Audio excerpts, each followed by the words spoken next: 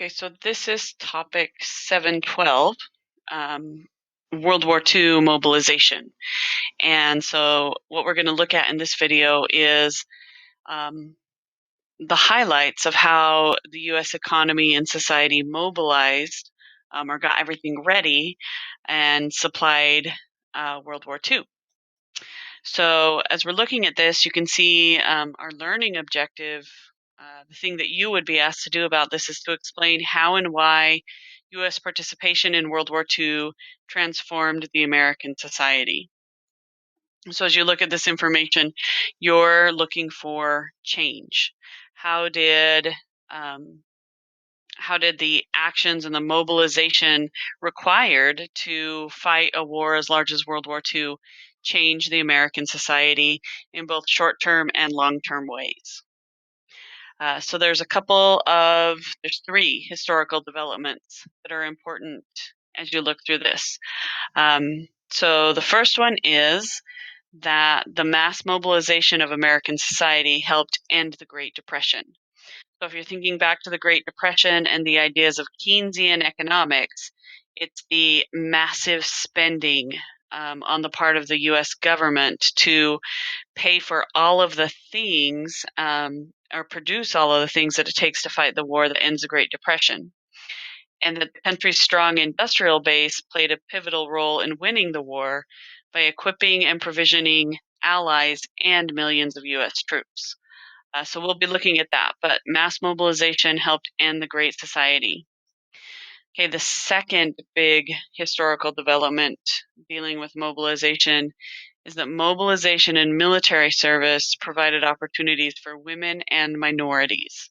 So we're going to be breaking down how each of those groups were affected during the war. So it provided opportunities for women and minorities to improve their socio and economic positions for the war's duration, while also leading to debates over racial segregation.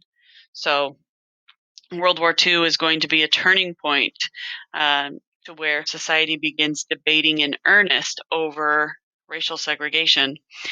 And the wartime experience has also generated challenges to civil liberties, such as the internment of Japanese Americans.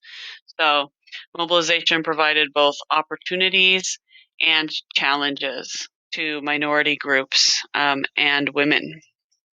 Okay, the third historical development that we're looking at is that migration to the United States from Mexico and elsewhere in the Western Hemisphere increased during World War II in spite of contradictory government policies towards Mexican immigration. So we'll see there's policies that are hesitant. During the Great Depression, there was actual mass deportation of Mexicans and Mexican Americans, so people who were citizens but of Mexican heritage.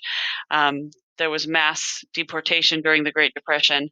Now, for World War II, we're seeing an increase of migration to the United States from Mexico.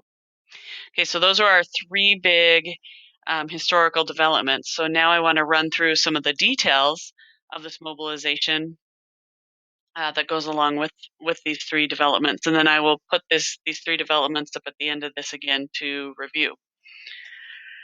Okay, so for mobilization, what we're talking about is the government basically mobilizing or putting into place the programs and the policies that it takes for the economy to begin producing for the war. So we see a number of federal agencies put in place. So we have a War Production Board, which manages wartime industries, an Office of War Mobilization, which is going to set priorities. This office basically tells producers what needs to be made earliest, how much, all of that. And then there's an Office of Price Administration, which is in charge of civilian rationing. So during World War II, civilians were required to ration important goods. So things like gas, tires, meat, they were limited on how much they could buy. During World War I, civilians were asked to voluntarily ration. So if you remember me talking about meatless Mondays and wheatless Wednesdays, that was World War I, and it was voluntary. In World War II, rationing was mandatory. Um, And then another action that the government took was research and development. So the government gave contracts and money to many university laboratories so that they could research and develop new technologies, for example. And a lot of developments came out of World War II. So things like radar and sonar. Antibiotics. Penicillin is the first antibiotic, was discovered as part of this World War II research. Jet engines, and the most famous one is the atomic bomb. So the Manhattan Project was the code name for the program to produce the atomic bomb. So we see here pictured very famous scientist Albert Einstein. He was a German Jew and a refugee to the United States from Germany in the 1930s. He brought with him the basic scientific theories that led to the development of the atomic bomb. He uh, he actually wrote a letter to President Roosevelt and said, "I think this might have military application." So the government actions in this research was really quite impactful. The government spending in leading this research was very impactful. Okay, so what we see as a result of all of this mobilization is a kind of boom of wartime industry. So businesses, there were many large companies that really get solid footing and make money because of World War II. And one of those that you saw the logo here of Boeing. Um, the government spending and government contracts awarded to Boeing made it a leader in aviation technology. And Boeing is really one of the reasons that Seattle went from being a small western city into a quite a large city and a big West Coast city. So World War II is when we see Seattle begin to boom and really grow. But if we look at U.S. output during World War II, what we find when we quantify it is that the U.S. war output, all on its own, is more than twice that of all the Axis powers combined.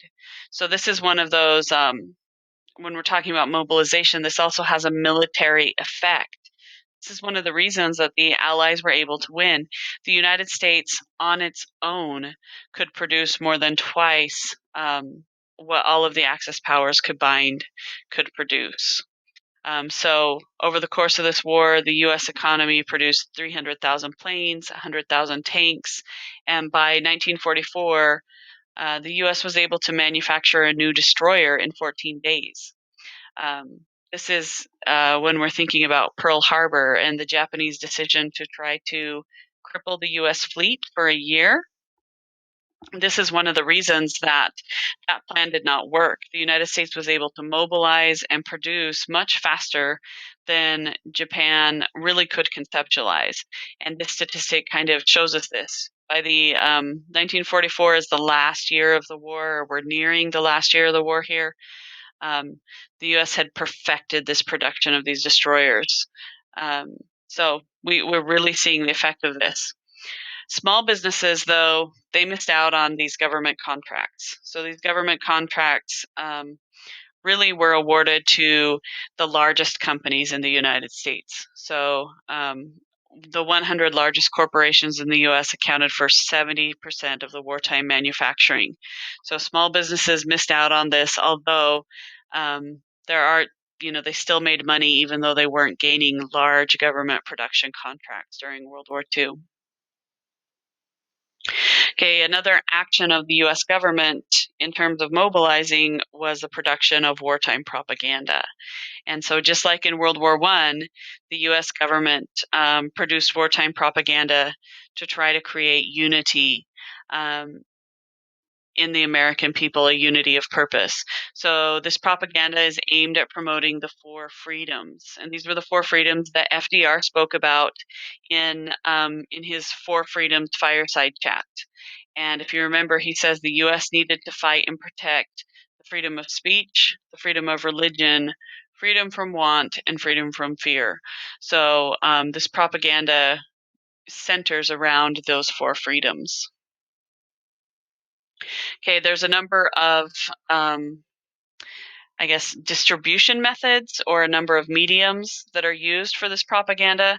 So, one of the most famous during World War II is the use of newsreels. And these were like our movie previews that we watch in theaters today. These were just a couple of minutes of news footage that would be played in the movie theater prior to a movie when people went to watch it. And these newsreels would cover all kinds of topics. So it would be talking about the progress of U.S. troops, where they're fighting, not anything confidential, but it's all aimed at trying to mobilize the American population.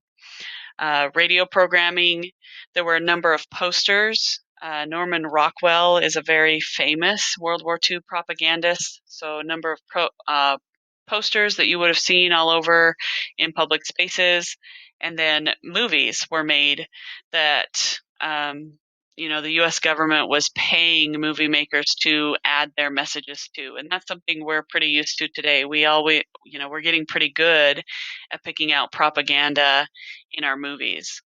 But all of this propaganda aimed at producing unity is what helps Americans view World War II as the good war, right? So this one feels like a righteous war or a good war to be fighting. There's the American people don't feel a lot of ambiguity. They feel like this is a good war to fight.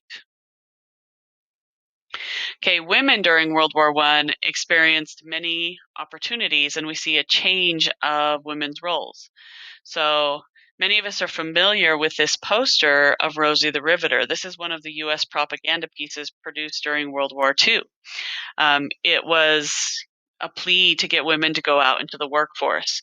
It's based off of many real women. So we have a photograph of a real Rosie the Riveter, and this is a photograph that's been restored. You can go find the original photograph, and it's a little bit scratched and degraded, but this photograph's been restored. But this is an actual Rosie the Riveter type of woman during World War II. And what she's doing is using a riveting gun to fasten steel panels to machinery and equipment. So they would have been fastening these to airplanes or to big naval ships.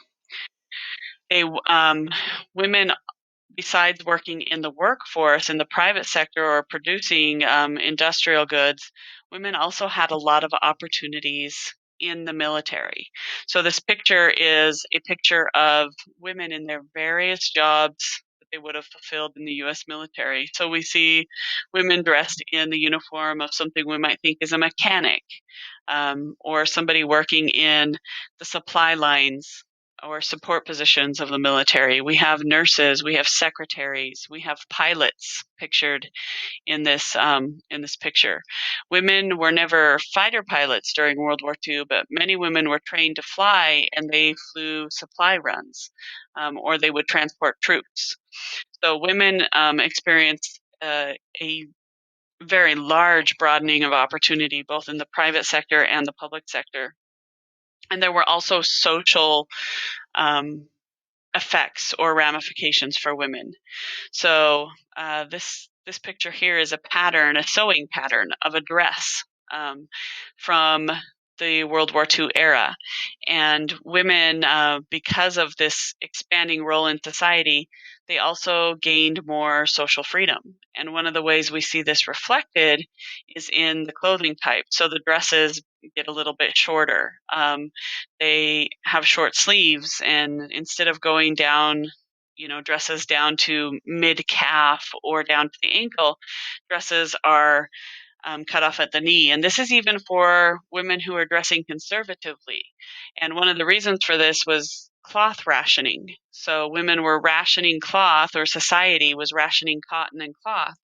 And so we start to see women's clothing using less fabric. But I do kind of like this as a metaphor for the expanding social role that women experienced as well. The social role will continue past World War II. So, as the war ended, many soldiers came back from World War II. They go back into work, and the women go back home and become mothers and homemakers. But a lot of these women, because of their experiences in the workplace, they parent daughters in such a way that the daughters begin to push for expanding roles. So World War II is often seen as the beginning of what we call third wave feminism. Um, excuse me, sorry, second wave feminism. So World War II is the beginning of the feminist movement that we see in the second half of the 20th century, where women begin pushing for employment protections and equal pay and equal resources in college scholarships and athletics and et cetera, et cetera. So World War II is seen as the beginning point of this. So this is really quite a large change or transformation in American society. Um, other things that we see in society, I have a few examples of propaganda on these next few slides, but they're very similar to what you saw in World War One, at least in purpose. The artistic style is different, but the government made a lot of requests for people to ration, to use less. They tried to get people to engage in voluntary activities like gardening or joining carpool or car sharing clubs. Um, so, all of these are World War II examples of propaganda. Um, and then, you know, this picture here on the left has, our soldier saying, "Have you really tried to save gas?" So it's making these patriotic appeals to people. I like this one on the right. It's a propaganda piece asking people to not buy things on black markets, but to use their rations. And what we see back here, pictured under this person's thumb, is a ration stamp. And during World War II, because rationing was mandatory, the government actually issued ration books to families on a 6-month basis. So families would get a book of stamps, and these are those old kind of stamps that had an adhesive on the back that you had to lick. So you'd have to lick this stamp. Um, but these stamps were used when you went to places like the grocery store, for example, or when you were buying gasoline.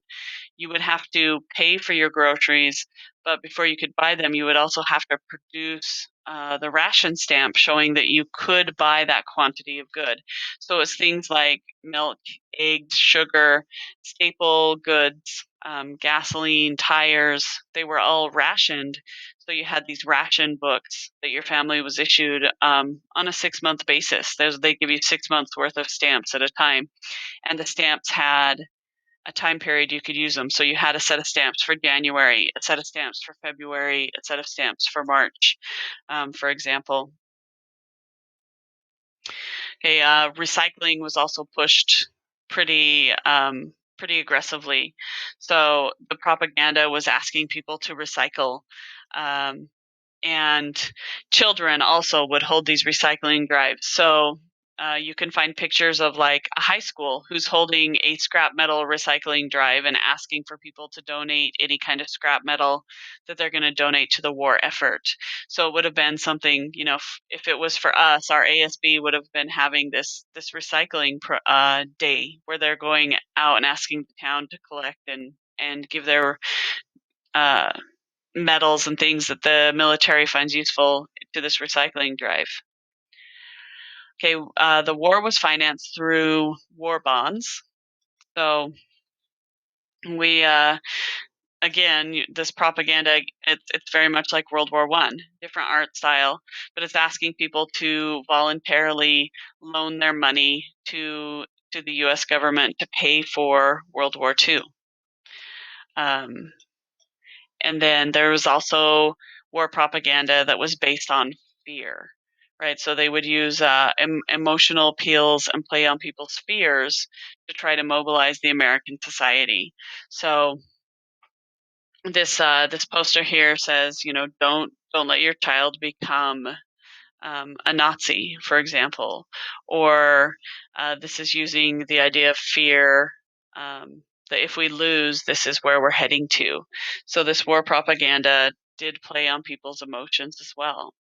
It also made patriotic appeals. So this piece of propaganda here is reminding the American people of U.S. history.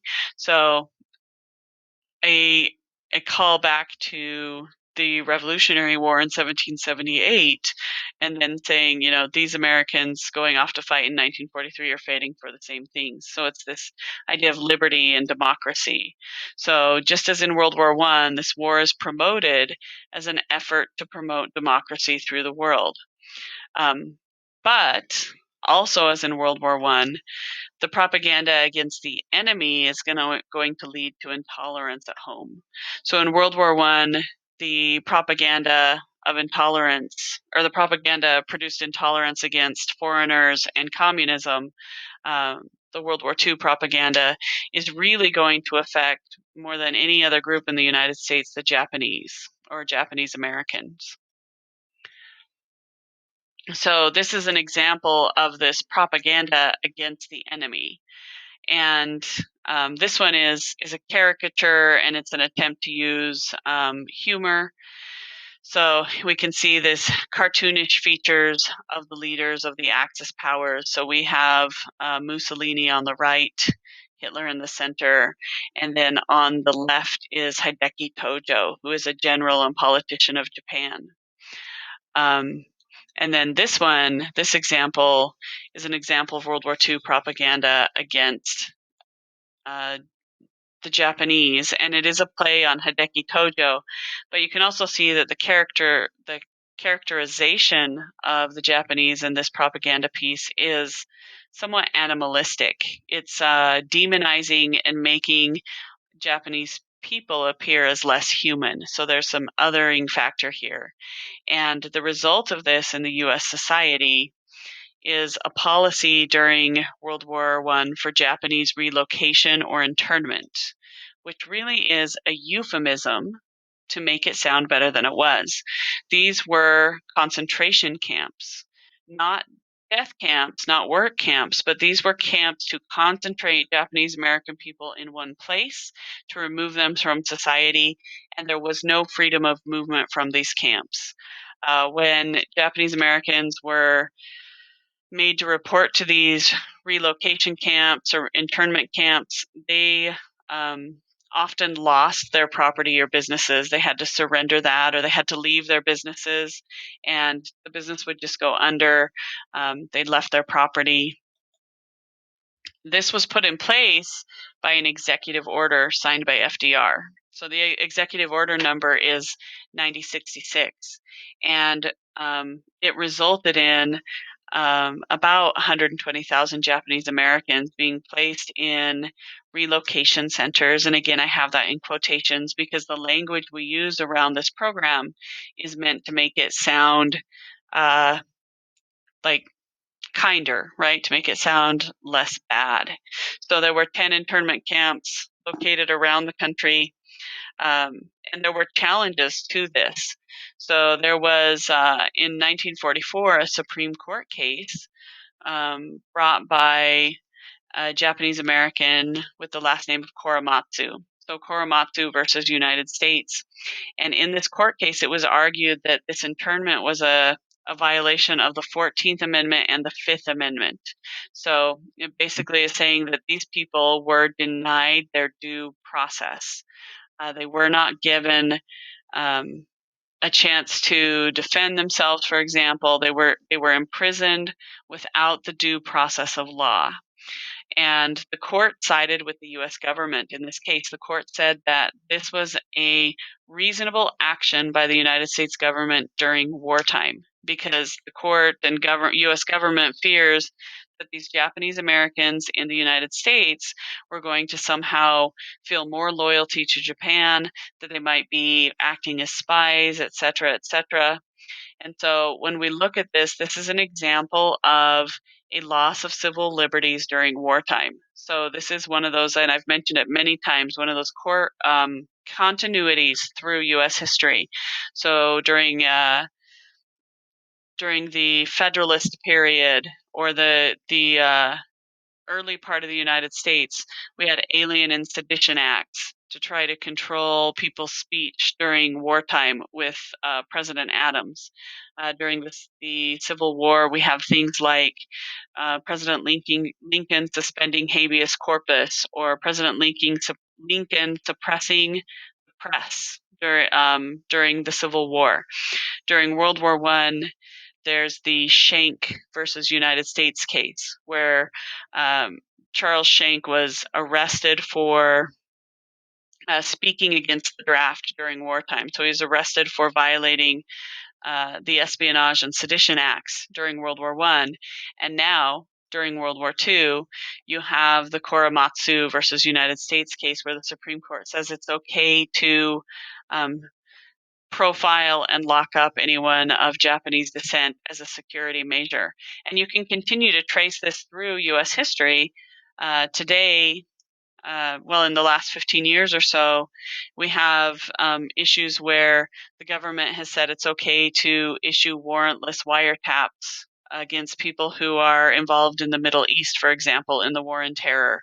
So we see this continuity where wartime often leads to a challenge against civil liberties. So this is really quite an important piece of information from World War II. Okay, if we're looking at how this Japanese exclusion policy worked, this map right here shows us the idea. So the exclusion area is anywhere west of this dark line you see running along the map. So California, and then the western areas of Oregon and Washington, and then the southern part of Arizona. So anybody of Japanese American descent living west of this line was required to report um, to the assembly centers, right? So the assembly centers are these dots here. So there was one here in Puyallup. People had to report to these assembly centers, and then they would be moved farther inland away from the west coast, because the fear was these people are acting as spies. So they'd be moved farther inland to these relocation camps or internment camps, the big dark triangles. So this is the location where those internment camps were. Often what they look like, this is a picture of the um, Minidoka internment camp. I've been to this one. This was where we used to go as an elementary school kid. I went to a couple of field trips here. So this is what they look like. So we have basically barrack style housing, and then they were surrounded by fencing, and these people were not allowed to leave. And when they lived in these camps, they were um, there's not much privacy. You would have multiple family groups living in these barracks. They would put up they'd put up sheets to serve as walls between areas, and they couldn't work, couldn't leave to work during the day, for example. So basically imprisoned for the duration of World War II. Here's a picture of the inside of one of these barracks. So this is what a family's area would have looked like here. So you can see the sheeting acting as walls to provide some kind of privacy while they're living in here.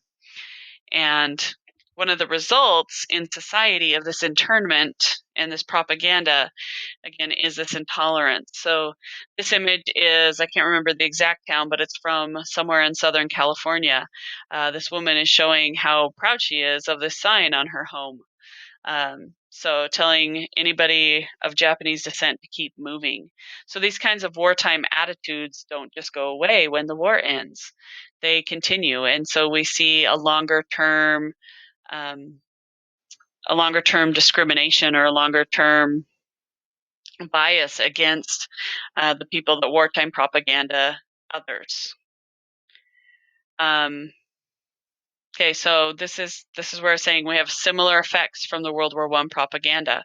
So if we look back at World War I and compare it to this World War II propaganda, after World War I, there's a Red Scare in the United States, this fear of communists taking over, which results in the Palmer raids. And this was the Attorney General at the time in the early 1920s, Palmer, leading unauthorized or warrantless raids against suspected communists.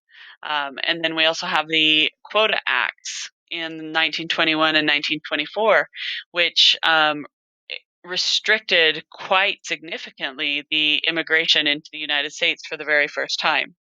If you remember in Intolerance, there was a rise of the second KKK, and then, as an example, we have the example of Sacco and Vanzetti trial, where two Italian immigrants, Sacco, I forget the first names right now, but Sacco and Vanzetti were put on trial. The evidence was not clear. In fact, after the fact, it's they've been um, they've been exonerated or found innocent of the crime that they were charged for. But these two men were put on trial and convicted and executed for murder when they didn't commit that crime. So it was in large part anti-immigrant bias in their trial that led to their execution. And again, I mentioned the connection with Shank versus the United States. So the Korematsu versus United States case and the Shank versus United States case both have the same kind of idea behind them, that the government feels like it is okay to restrict people's civil liberties. So in World War I, they restrict speech. In World War II, they restrict movement of people or the freedom of people in the interest of security. So this is a pretty strong comparison that you can make between these two time periods. And I'm not, we're gonna, because of time, leave that imperialism question alone. Okay, another group. So we've gone over and we've seen the effect just on the general society of rationing and the propaganda on society. We've looked at women and the way women are experiencing more freedom and job opportunities as a result of war. Japanese Americans are interned. And then here for the Double V campaign, we're talking about African Americans in society during World War II. So during World War II, we see a continuation of the Great Migration. So African Americans continue migrating out of the American South and to manufacturing cities looking for jobs. This migration is going to cause racial resentment.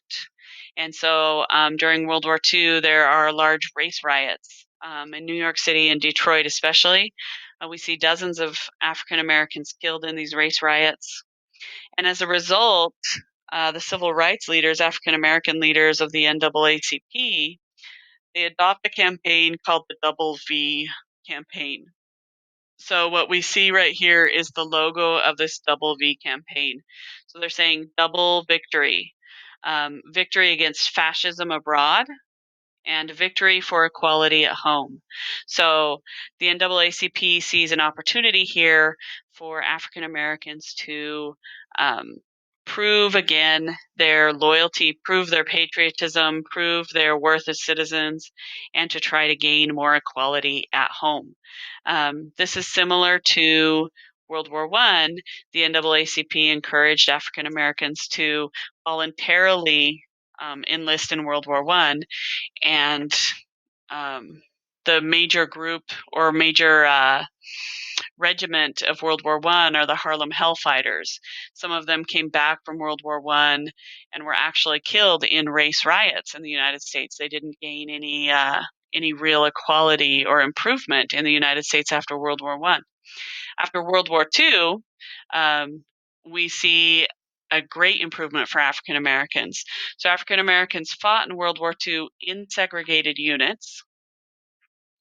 They were more often put in support positions than in actual combat positions. But by 1948, President Truman, Harry S. Truman, issues an executive order that desegregates the U.S. military and desegregates the American workforce. So we can see a pretty immediate effect for African Americans after World War II. People begin to question the treatment of minorities, African Americans especially, in the United States after World War II. Some of this has to do with the kind of horror that American people felt when they learned about the Holocaust. They realized that some of the treatment of African Americans in the United States is similar, right? There's this othering and segregation, and they kind of question the mission and purpose of the United States. Is the United States truly a free country for everybody? Are we better than these enemies we see? And so the American society as a whole in the 20 years after World War II are more open to desegregation. Okay, another group that sees pretty large effects during World War II are Native Americans. And during World War II, about 25,000 Native Americans serve in the military. Um, when they come back from World War II, many of them do not return to their reservations. So this is an event that leads to a diaspora or a spreading of Native Americans across the United States, and it's the first time we see Native Americans in this large of a number leave their reservations and move to other parts of the United States. The group that's most famous for Native Americans in World War II is a group of soldiers from the Navajo nations that were called the Code Talkers, and there was a code developed from the Navajo language that was used over the radios, and it was one that was not broken during World War II. So it was very vital, actually. It was one the enemies weren't able to break because the Navajo language and most indigenous languages were just not well known, and very difficult to break by these other countries that were listening in. Okay, for Mexican Americans, this is another instance where we're going to see some intolerance because of wartime actions. So remember, one of the big historical developments was that migration from Mexico and other Latin American countries increased during World War II. So one of the reasons that we see an increase of World War II is that the U.S. government, was so short on workers during World War II that they created something called the Bracero program, which is a guest worker program. It was a program to allow for temporary immigration. And really, it's aimed at getting more people to work in the agricultural sector of the United States. So the U.S. needs more workers. They need more agricultural workers. And so the U.S. relaxes their immigration laws. And so we see an influx of Mexican Americans coming into places like Los Angeles, which leads to a pretty major race riot, one of the most famous race riots in U.S. history in 1943. And this is called the Zoot Suit Riots. And what we see pictured right here in this picture are some Mexican American young men wearing what was called a zoot suit. So you can see a very long suit, kind of baggy pants, the chain, the suspenders. This is a zoot suit. And the zoot suit riots occurred from June 3rd to June 7th in 1943. What this was is sailors and soldiers from the United States that were in Los Angeles on leave invaded Los Angeles, and they attacked Mexican pachuchos, is what you'd call these men standing here, Mexican pachuchos wearing these zoot suits. And in the newspapers, these servicemen who were doing this were portrayed as heroes that were fighting some kind of Mexican crime wave. And they really were just basically going out onto the streets these nights from June 3rd to June 7th, carrying clubs and whatever. And they were beating up any individuals they found in these zoot suit clothes. So I know a lot of you are in the band. Um, at Squim High School, and at a lot of the games, I hear you guys play this song, right? Zoot Suit Riots. So I want you to take a look at the lyrics of this song, Zoot Suit Riots. This is what the song is about. But on midnight of June 7th, the U.S. Navy command or officers moved to stop these riots because they felt like what they had was a developing mutiny on their hands. So they took away the shore leave of the sailors in Los Angeles and would not allow them off of their ships anymore to stop these riots. We have a couple of pictures here on these Zoot Suit riots. So you can see right here this image of someone wearing this zoot suit, right? Servicemen's looking, and then I mentioned they were patrolling the streets with clubs. So this is an image of these U.S. sailors and servicemen with their clubs, basically beating down what they say is this Mexican crime wave. And what they're really doing is racial profiling and targeting anybody who looks Mexican. Okay, so when we look at the mobilization of U.S. history, remember we were saying as you look through this information on mobilization, you want to understand or be able to explain how U.S. participation in World War II transformed American society. So those historical developments were that the mass mobilization of American society helped end the Great Depression.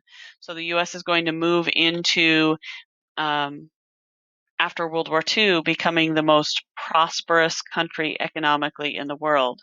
And the way that this was uh, achieved was by the country utilizing its strong industrial base and by equipping the allies. So remember back to things like those government contracts for manufacturing, companies like Boeing becoming big major manufacturers, and the fact that the United States by itself was producing twice the output of the Axis.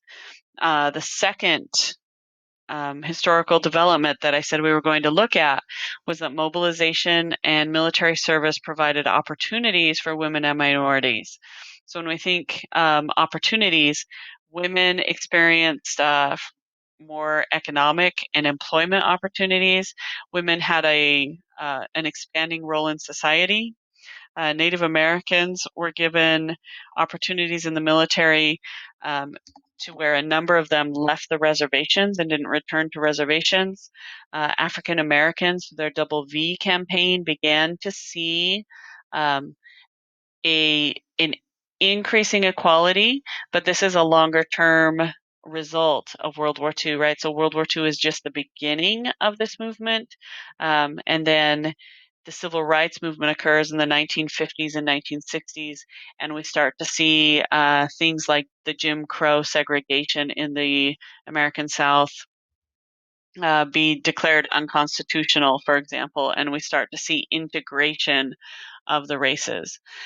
So World War II leads to these debates over racial segregation, but for other minority groups, there are challenges to civil liberties. So for Japanese Americans especially, they're placed in internment camps, and there's race riots against African Americans and Mexican Americans.